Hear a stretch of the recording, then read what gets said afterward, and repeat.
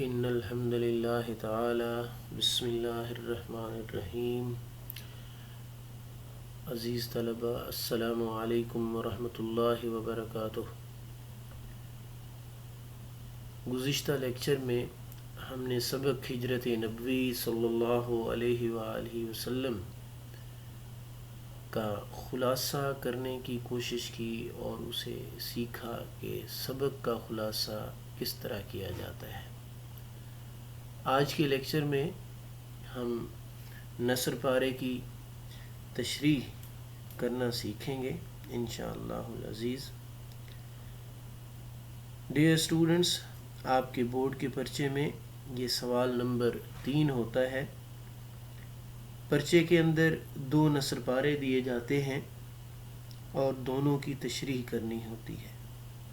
تشریح سے پہلے سبق کا عنوان اور مصنف کا نام بھی لکھنا ہوتا ہے اور خط کشیدہ الفاظ کے معنی بھی لکھنے ہوتے ہیں. مجموعی طور پر یہ سوال 10 نمبر کا ہوتا ہے. آئیے اسے دیکھتے ہیں.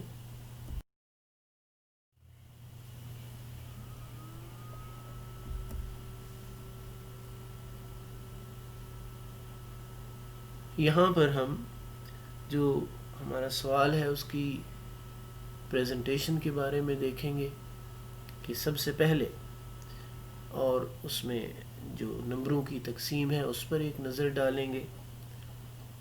ہمارے اس سوال کا پہلا حصہ حوالہ متن ہے جس کے اندر ہمیں سبق کا عنوان اور مصنف کا نام لکھنا ہوتا ہے. اس حصے کا 1 نمبر ہوتا ہے. اور یاد رکھیے کہ سبق کا عنوان ہمیشہ وہی لکھا جائے جو درسی کتاب کے اندر ہے اور مصنف کا نام بھی اسی طرح ہونا چاہیے، اتنا لکھا جائے جتنا درسی کتاب کے اندر لکھا گیا ہے. یاد رکھیے کہ اس میں سبق کے عنوان اور مصنف کے نام میں کسی قسم کی املا کی غلطی نہیں ہونی چاہیے تاکہ یہ نمبر ہمیں مکمل پورا مل جائے. سوال کا اگلا حصہ خط کشیدہ الفاظ کے معنی ہیں. نثر پارے کے اندر 4 الفاظ کو خط کشیدہ کیا جاتا ہے اور ان 4 الفاظ کے معنی ہمیں لکھنے ہوتے ہیں. کوشش کی جائے کہ کتاب کے آخر میں جو فرہنگ دیا گیا ہے، اگر ان الفاظ کے معنی فرہنگ میں دیے گئے ہیں تو وہی معنی لکھے جائیں. اگر وہ معنی موجود نہ ہوں تو قریب ترین اور درست ترین جو معنی ہیں صرف وہ لکھے جائیں. الفاظ معنی کا اس طرح کا ایک ٹیبل بنایا جا سکتا ہے. اور اس سوال کا تیسرا حصہ تشریح ہے جو بنیادی حصہ ہے، اہم ترین حصہ ہے. 2 نمبر کی تشریح ہوتی ہے. اس طریقے سے ایک نثر پارے کی تشریح 5 نمبر پر مشتمل ہوتی ہے.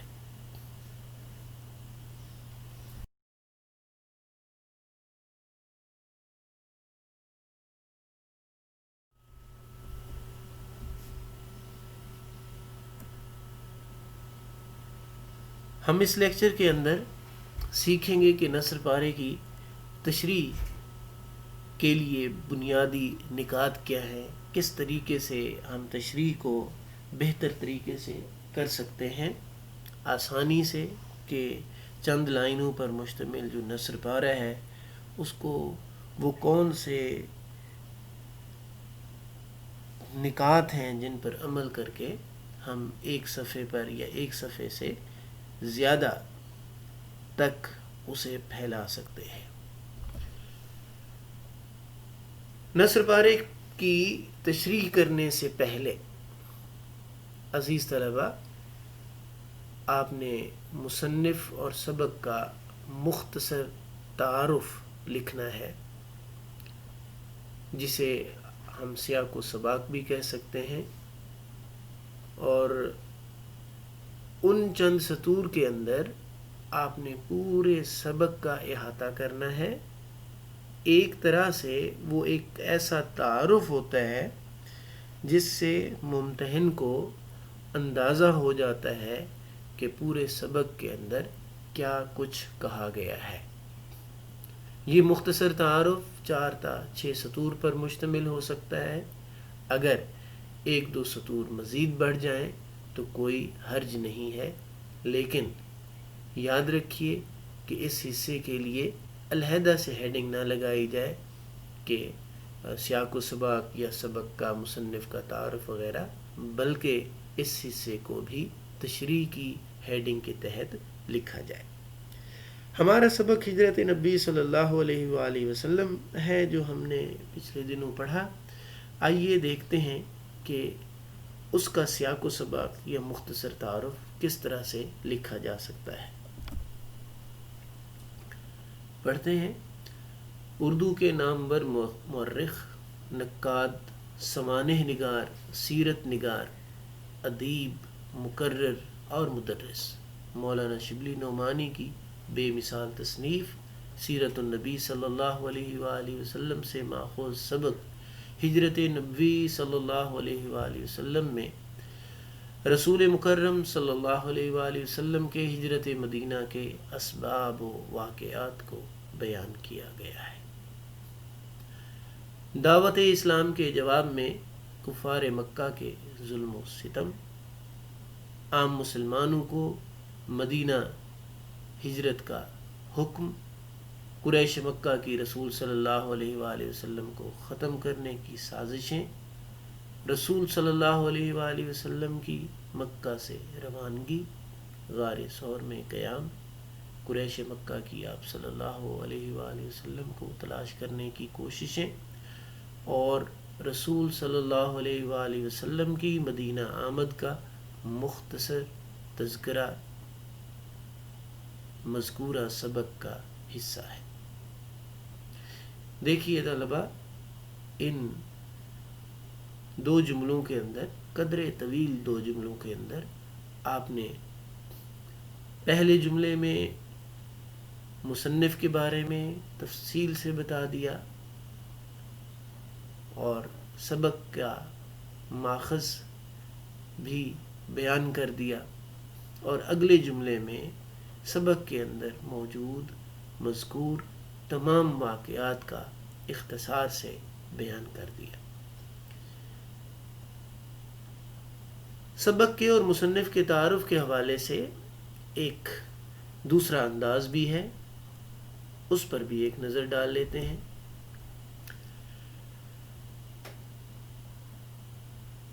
ان چند سطور کے اندر بھی آپ دیکھیں گے کہ پورے سبق کو کور کیا گیا ہے۔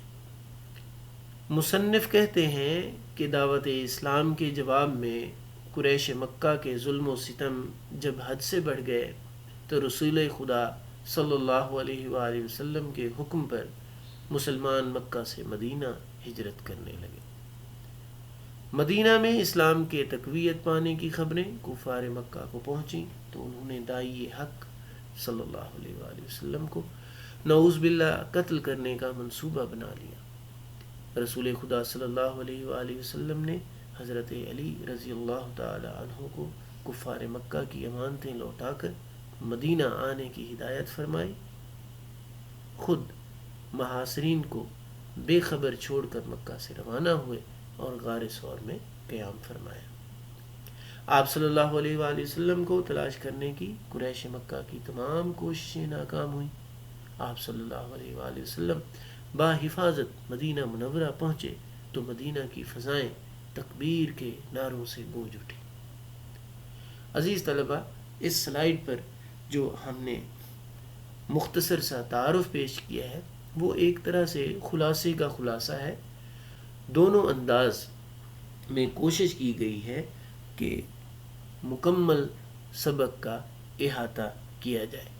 اس طرح کا تعارف پڑھنے کے بعد ممتحن کو سبق کے بارے میں مکمل آگہی ہو جاتی ہے اور وہ تشریح کا حصہ پڑھتے ہوئے آسانی سے اس تشریح کو سمجھنے کے قابل ہوتا ہے۔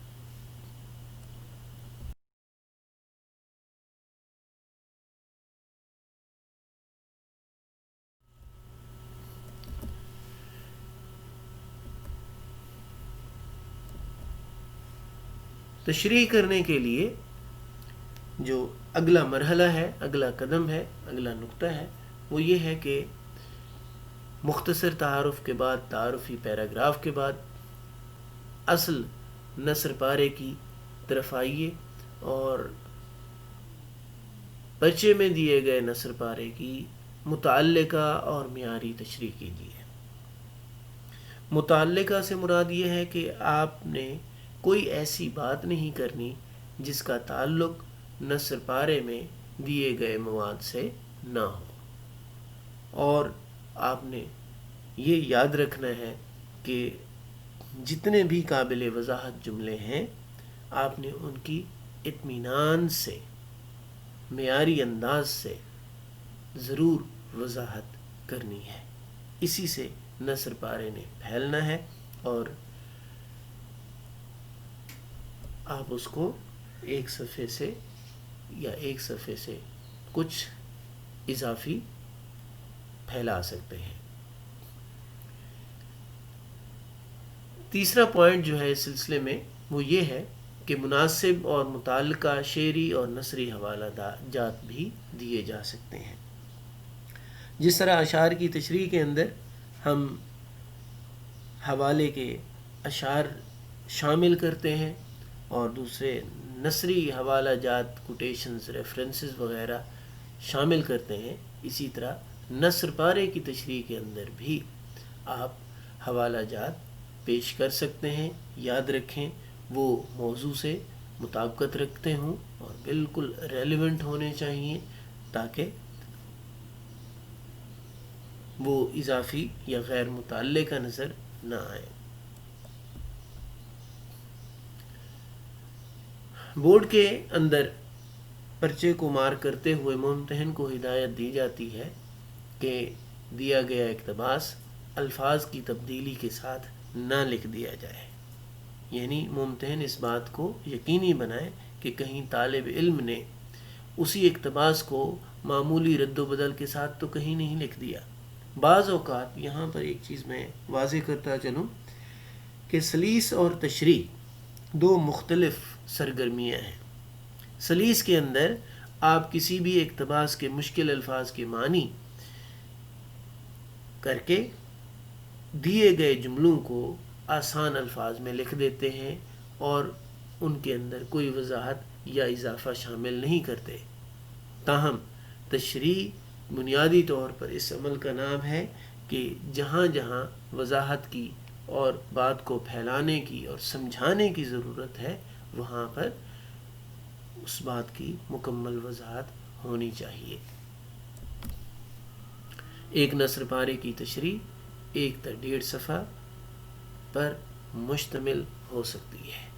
یہ طوالت ہے۔ اگر کوئی طالب علم ایک نثر پارے کی تشریح 1 صفحہ پر مکمل لکھاتا ہے تو بھی مناسب ہے، اور اگر وہ زیادہ محنت سے کام کرتا ہے اور 1.5 صفحے تک اس تشریح کو لے جاتا ہے تو بھی کوئی حرج نہیں۔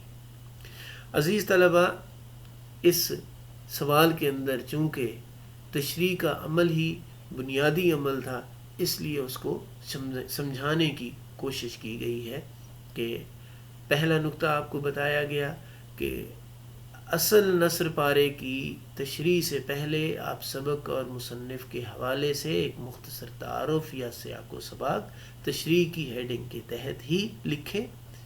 دوسرے مرحلے پر اصل نثر پارے کی بہت عمدہ، معیاری اور متعلقہ تشریح کریں۔ تشریح کرتے ہوئے جہاں جہاں قابل وضاحت نکات ہیں ان کو اطمینان سے پھیلائیے اور وضاحت کیجیے۔ اس سلسلے میں اگر ضرورت ہو تو مناسب اور متعلقہ شعری یا نثری حوالہ جات شامل کیجیے۔ یاد رکھیے کہ دیا گیا اقتباس محض الفاظ کی تبدیلی کے ساتھ نہ لکھیں، اور آپ کے ایک نثر پارے کی تشریح 1 تا 1.5 صفحہ پر مشتمل ہو سکتی ہے۔ عزیز طلبہ، تشریح کے لیے معاون نکات کی وضاحت کے بعد اب ہم عملی مشق کی طرف آتے ہیں۔ مشق کے لیے لیا گیا نثر پارہ آپ کے سبق کے 3 پیراگراف میں سے لیا گیا ہے۔ ذرا ایک دفعہ اس کو پڑھ لیتے ہیں۔ سوال دیکھیے، درج ذیل نثر پارے کی تشریح کریں۔ سبق کا عنوان، مصنف کا نام اور خط کشیدہ الفاظ کے معنی بھی لکھیے۔ نثر پارے کو پڑھتے ہیں۔ رسول صلی اللہ علیہ وآلہ وسلم سے قریش کو اس درجہ عداوت تھی، تاہم آپ صلی اللہ علیہ وآلہ وسلم کی دیانت پر یہ اعتماد تھا کہ جس شخص کو کچھ مال یا اسباب امانت رکھنا ہوتا تھا، آپ صلی اللہ علیہ وآلہ وسلم ہی کے پاس لا کر رکھتا تھا۔ اس وقت بھی آپ صلی اللہ علیہ وآلہ وسلم کے پاس بہت سی امانتیں جمع تھیں۔ آپ صلی اللہ علیہ وآلہ وسلم کو قریش کے ارادے کی پہلے سے خبر ہو چکی تھی۔ اس بنا پر جناب امیر حضرت علی رضی اللہ تعالی عنہ کو بلا کر فرمایا، مجھ کو ہجرت کا حکم ہو چکا ہے، میں آج مدینے روانہ ہو جاؤں گا، تم میرے پلنگ پر میری چادر اوڑھ کر سو رہو، صبح کو سب کی امانتیں جا کر واپس دے آنا۔ یہ سخت خطرے کا موقع تھا۔ جناب امیر کو معلوم ہو چکا تھا کہ قریش آپ صلی اللہ علیہ وآلہ وسلم کے قتل کا ارادہ کر چکے ہیں، اور آج رسول صلی اللہ علیہ وآلہ وسلم کا بستر خواب قتل گاہ کی زمین ہے، لیکن فاتح خیبر کے لیے قتل گاہ فرش گل تھا۔ عزیز طلبہ، آپ نے نثر پارہ سنا۔ آپ کی یاد دہانی کے لیے میں اس نثر پارے میں موجود ان اہم نکات کو پیش کر رہا ہوں جو سبق کی تدریس، سبق کی ریڈنگ کے دوران ہم نے پڑھے تھے، اور جن کی تفصیلی وضاحت میں نے آپ کے سامنے پیش کر دی تھی۔ اگر آپ ان نکات کو اپنے ذہن میں رکھیں گے تو آپ تشریح کو بہتر اور معیاری انداز میں پھیلانے کے قابل ہو سکیں گے۔ آپ کو یہ پریشانی اور دقت نہیں ہوگی کہ ان 5.5 لائنوں کو کس طریقے سے ایک صفحے یا اس سے زیادہ تک پھیلایا جائے۔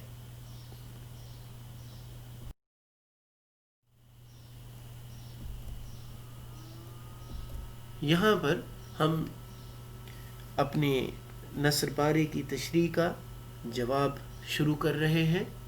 آپ درمیان میں لکھیں گے سوال نمبر 3، اس کے بعد دوسری لائن میں لکھیں گے نثر پاروں کی تشریح، اس کے بعد آپ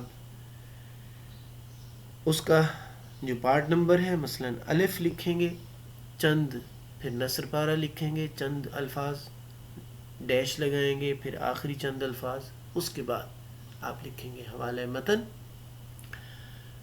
حوالہ متن میں آپ نے سبق کا عنوان لکھنا ہے، ہجرت نبوی صلی اللہ علیہ وآلہ وسلم، اس کے بعد مصنف کا نام ہے مولانا شبلی نعمانی رحمۃ اللہ علیہ۔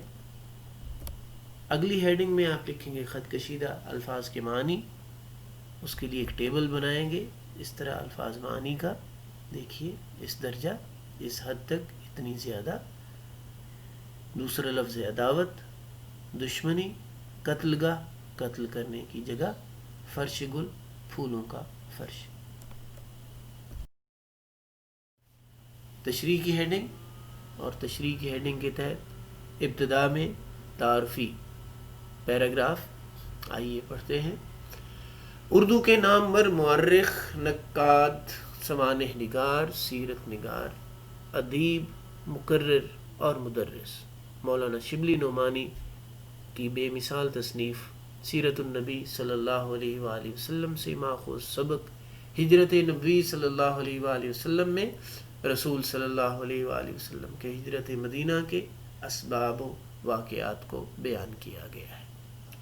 دعوت اسلام کے جواب میں کفار مکہ کے ظلم و ستم، عام مسلمانوں کی مدینہ ہجرت، قریش مکہ کی رسول صلی اللہ علیہ وآلہ وسلم کو ختم کرنے کی سازشیں، رسول صلی اللہ علیہ وآلہ وسلم کی مکہ سے روانگی، غار ثور میں قیام، قریش مکہ کی آپ صلی اللہ علیہ وآلہ وسلم کو تلاش کرنے کی کوششیں، اور رسول صلی اللہ علیہ وآلہ وسلم کی مدینہ آمد کا مختصر تذکرہ شامل نصاب سبق کا حصہ ہے۔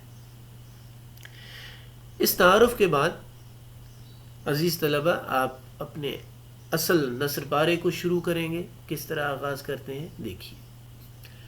تشریح طلب نثر پارے میں مصنف کہتے ہیں کہ قریش رسول صلی اللہ علیہ وآلہ وسلم کے ساتھ دشمنی میں اس حد تک بڑھ گئے تھے کہ آپ کی جان لینے پر تلے ہوئے تھے، لیکن آپ کی ذات، شخصیت اور کردار پر اعتماد کا یہ عالم تھا کہ بدترین دشمنوں اور متعصب ترین مخالفین میں سے بھی کسی کو اگر کبھی کوئی امانت رکھوانی ہوتی تھی تو اس کا انتخاب صرف اور صرف رسول کریم صلی اللہ علیہ وآلہ وسلم کی ذات ہوتی تھی۔ یہاں یہ نکتہ قابل ذکر ہے کہ رسول صلی اللہ علیہ وآلہ وسلم کی پوری زندگی اور آپ کا کردار کفار مکہ کے سامنے روز روشن کی طرح عیاں تھا۔ آخری نبی کے آنے کی خبر اور ان کی نشانیوں کا بھی اہل علم کو پہلے سے علم تھا، اور یہ تذکرہ کسی حد تک عوام الناس تک بھی پہنچا ہوا تھا، لیکن مشرکین مکہ اپنے باپ دادا کی مشرکانہ روش کو چھوڑنے پر کسی طور تیار نہ تھے۔ بقول اقبال، آئین نو سے ڈرنا، طرز کہن پہ اڑنا، منزل یہی کٹھن ہے قوموں کی زندگی میں۔ گویا یہ محض بدترین تعصب تھا جس نے ان کے قلب و نظر پر غفلت اور جہالت کے پردے ڈال دیے تھے۔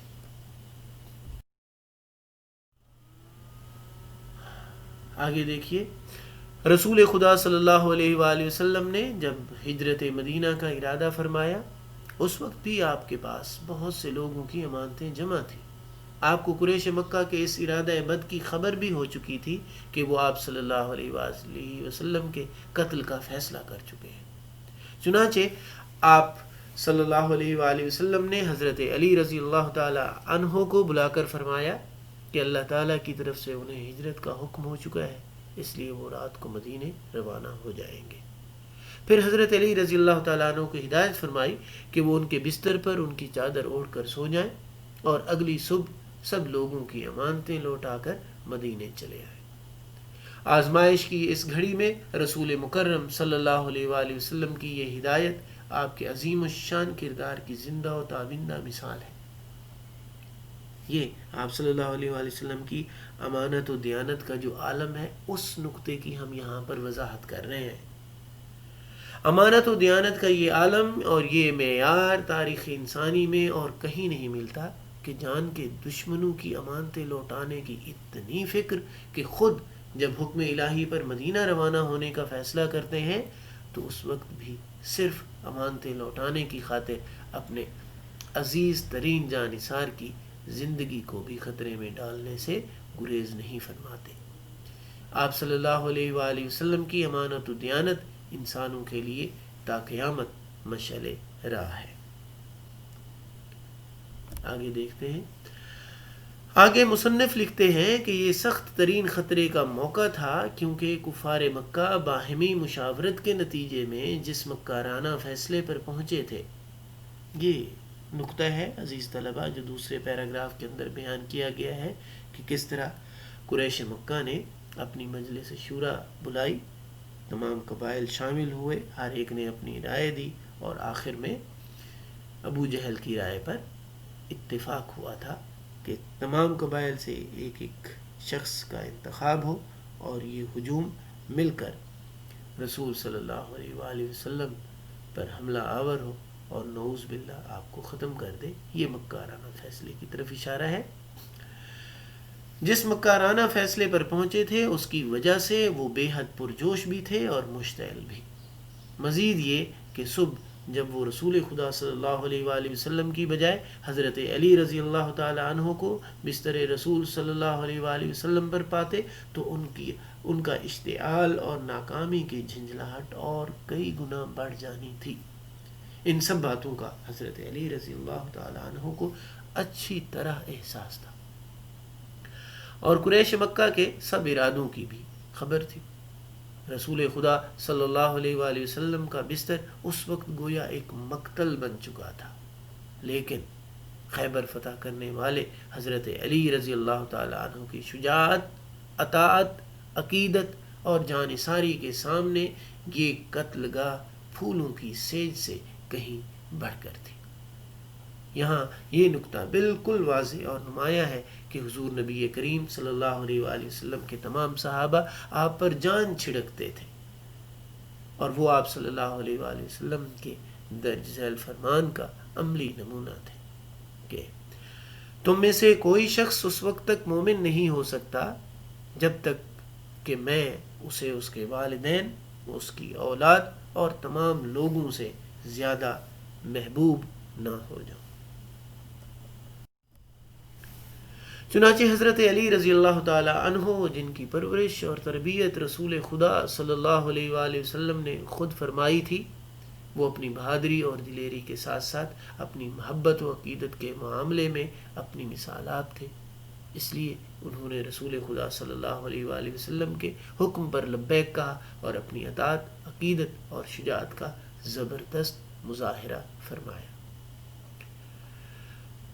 محمد کی محبت دین حق کی شرط اول ہے۔ محمد کی محبت دین حق کی شرط اول ہے، اسی میں ہو اگر خامی تو سب کچھ نامکمل ہے۔ عزیز طلبہ، 5.5 لائنوں کو ہم نے کس طرح پھیلایا اور اس کو 1.5 صفحے تک کے مواد تک پھیلا دیا، یہ آپ نے عملی مشق دیکھی، نکات بھی میں نے آپ کو بیان کر دیے تھے اور ان کی وضاحت آپ نے تشریح میں ملاحظہ کری۔ امید ہے کہ آپ اس سبق کو دوبارہ سنیں گے، سمجھیں گے اور عملی طور پر خود مشق کرنے کی ہمت کریں گے۔ اللہ ہم سب کا حامی و ناصر ہو۔ السلام علیکم ورحمۃ اللہ وبرکاتہ۔